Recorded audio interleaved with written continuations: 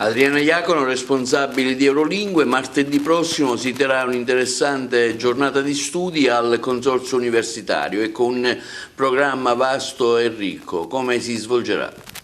Allora, sarà un evento importante perché tra i protagonisti ci saranno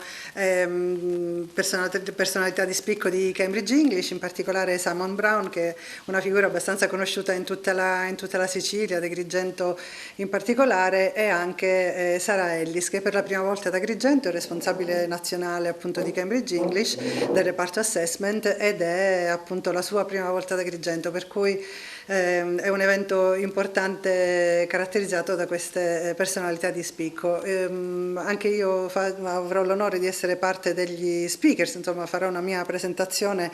su un tema che mi è caro, quello appunto dell'utilizzo dei testi letterari e non per l'apprendimento della lingua inglese, e quindi insomma sarà un programma, speriamo, ricco, interessante per tutti. È un evento gratuito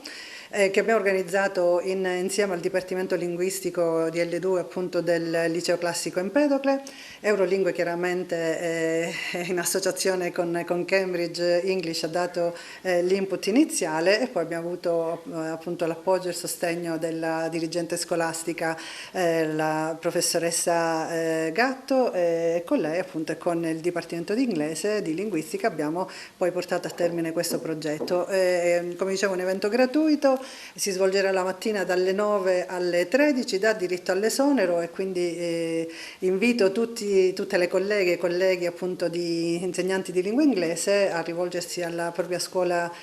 di appartenenza per informazioni ulteriori, o può scrivere a Eurolingue School, Eurolingue Agrigento, @gmail.com, quindi insomma @gmail.com, scusate, e quindi avere ulteriori informazioni sull'iscrizione. Sarà un momento di arricchimento culturale, ecco, cosa tratterete in particolare? Sì, il tema riguarda appunto il titolo è Engaging and Motivating Students, quindi tratterà un tema importante per tutti gli insegnanti, è quello di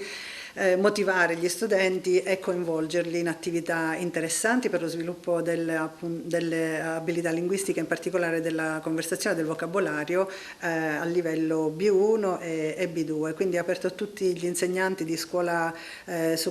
superiore, insomma di scuola media o di scuola superiore, e quindi ma anche chiunque fosse interessato, anche insegnanti di scuola primaria, naturalmente sono i benvenuti a partecipare a questo. Ci sarà un'attestazione della frequentazione del corso? Sì, rilasceremo naturalmente un certificato di partecipazione, ci sarà del materiale didattico che verrà messo a disposizione, e tra l'altro proporremo anche del materiale didattico sviluppato insieme ad altre scuole europee grazie a dei progetti Erasmus. Si chiamano il progetto IB Model e un progetto e-Education, quindi grazie a questi progetti abbiamo sviluppato delle piattaforme i cui materiali verranno messi a disposizione appunto dei partecipanti degli insegnanti che parteciperanno a questo evento. Ci sarà un coffee break, quindi avremo occasione di socializzare, di ritornare in presenza per la prima volta dopo tanti anni, e quindi insomma sarà veramente l'apertura, un ritorno non dico alla normalità, perché adesso insomma non è un passo indietro ma è un passo avanti, insomma un ritorno a rincontrarci in presenza, a condividere idee, e a condividere didattiche e metodologie della lingua inglese.